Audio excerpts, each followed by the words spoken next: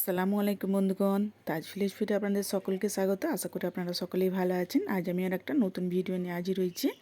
হ্যাঁ বন্ধুরা, আজ আমি বানিয়ে ফেলছি যে আটার পরোটার সঙ্গে সুজি রান্না। এটি খেতে ভীষণই মজার হয়। তো কীভাবে বানিয়ে নিচে দেখে নিন।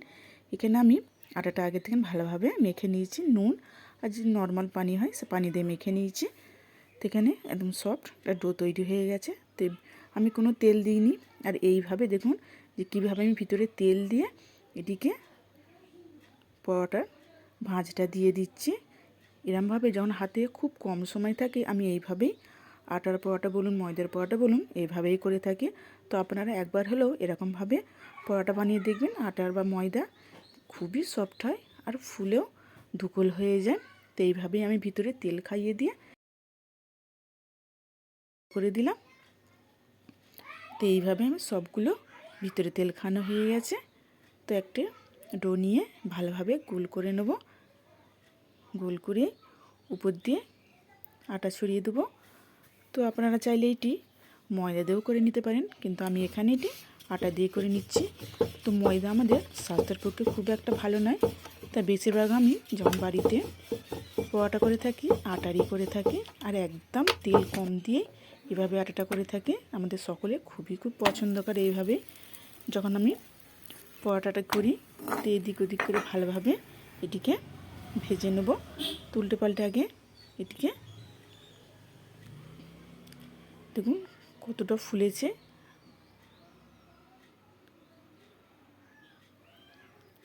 তো অল্প আমি এখানে তেল দিয়ে দিয়েছি।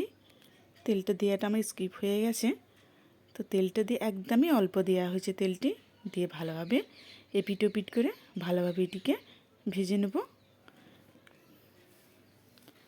এখানে এটি আমার হয়ে গেল, আমি তুলে নিয়েছি। আবার একটু ডো নিয়েছি, নিয়ে উপর দিয়ে আটা ছড়িয়ে এটিকে ভালোভাবে বেলে নেব। হ্যাঁ বন্ধুরা, একবার হলো এটি বানিয়ে দেখবেন। তো এটি খেতে ভীষণই মজার হয়, সকলে খুবই পছন্দ করবে একদম কম তেলের মধ্যে। তো আবারও একটু বেলা হয়ে গেছে, আমি কড়াই দিয়ে দিলাম। দিয়ে এপিট ওপিট করে ভালোভাবে আগে সেঁকে নিয়ে তারপরে এটিকে ভালোভাবে ভেজে নেব। দেখুন ফুলে ডবল হয়ে যাচ্ছে। এটি খুব সফট হয়, একদম মুখে দিলেই মিলিয়ে যাবে। যে আটা বলে মনে হয় খুব একটা ভালো হবে না, না বন্ধুরা, আটার পরোটাও খেতে ভীষণই মজার হয়, খুবই মিষ্টি লাগে।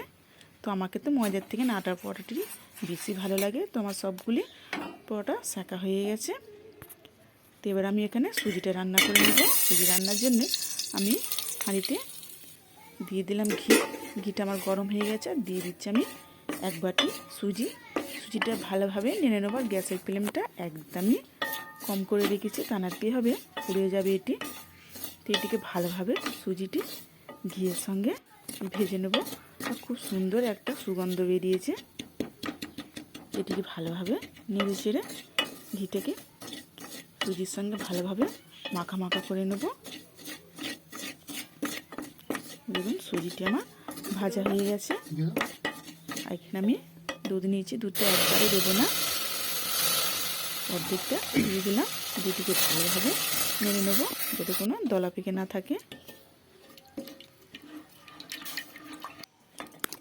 এখানে দিয়ে দিচ্ছি আমি দুটো এলাচ, আর দিয়ে দেবো একটি তেজপাতা, আর দিয়ে দিচ্ছি আমি চিনি। চিনিটা আপনাদের যে যেরকম মিষ্টি খেতে চান সেই অনুযায়ী চিনিটা দিয়ে দেবেন। আর দিয়ে দিচ্ছি আমি কোরানো নারকেল। নারকেল কিছুটা আমি এখানে দিয়ে দিলাম টেস্টটা বাড়ানোর জন্য। আর দিয়ে দিলাম নুন।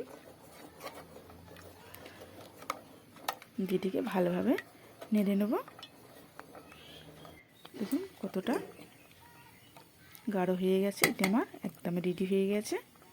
তো উপর থেকে ঘি ছড়িয়ে দিলেই ব্যাস আমার রেডি হয়ে গেল। হ্যাঁ বন্ধুরা, ভিডিওটি যদি আমার ভালো লেগে থাকে লাইক কমেন্ট অ্যান্ড সাবস্ক্রাইব করে বেল আইকন প্রেস করে অল করতে ভুলবেন না। প্লিজ সাবস্ক্রাইবটি করে দেবেন, আর বেশি বেশি করে শেয়ার করে দেবেন। দেখুন দেখেই বুঝতে পারছেন কতটা নরম হয়েছে, হাতের পুরো এক মুঠা হয়ে যাচ্ছে, এতটাই সফট।